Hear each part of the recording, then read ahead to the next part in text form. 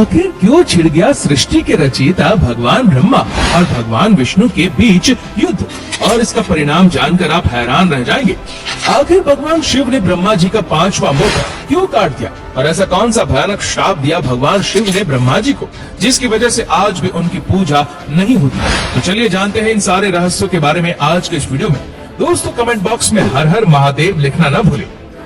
शिव पुराण में एक कथा का वर्णन मिलता है, जिसके अनुसार एक दिन भगवान विष्णु माता लक्ष्मी के साथ शेषनाग की शैया पर विश्राम कर रहे थे। उसी समय सृष्टि के सृजनकर्ता ब्रह्मा जी उनके पास पहुँचे।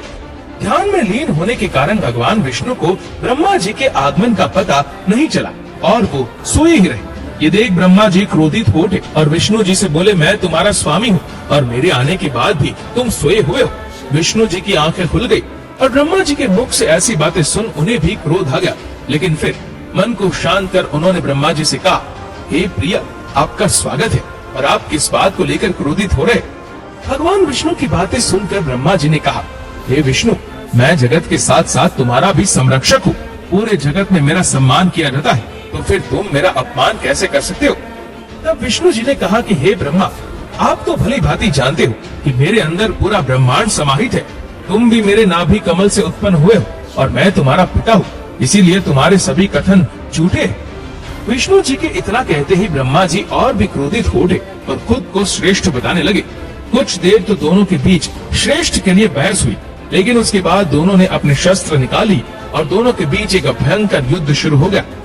गरुड़ पर सवार होकर भगवान विष्णु ब्रह्मा जी पर बाणों की वर्षा करने लगे। इधर ब्रह्मा जी भगवान विष्णु पर तीर बरसाने लगे।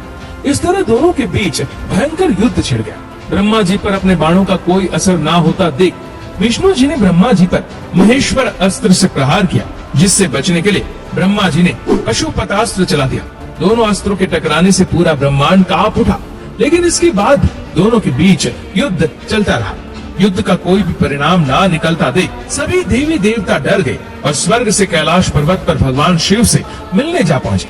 कैलाश पर्वत पहुंचकर देवताओं ने शिव जी को भगवान विष्णु और ब्रह्मा जी के युद्ध के बारे में बताया और किसी तरह इसे रोकने के लिए कहा। देवताओं की बात सुनकर भगवान शिव ने कहा, मुझे इस युद्ध की जानकारी पहले से है। ये दोनों व्यर्थ ही खुद को श्रेष्ठ साबित करने के लिए युद्ध कर रहे। साथ ये भी कहा कि मैं स्वयं युद्ध क्षेत्र में जाकर इस युद्ध को रोकूंगा।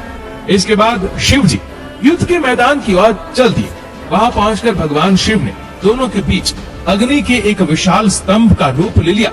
ये देख दोनों हैरान हो गए, एक दूसरे से पूछने लगे कि ये क्या है। फिर उस स्तंभ से आवाज आई कि जो भी इस स्तंभ के सिर का पहले पता लगाएगा वही श्रेष्ठ माना जाएगा।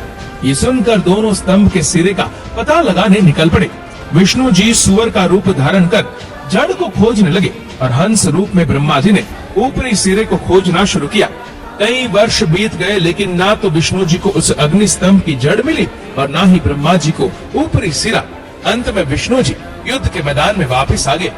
ब्रह्मा जी भी वापस आ रहे थे, तभी रास्ते में उन्हें केतकी का एक फूल गिरते दिखाई दिया।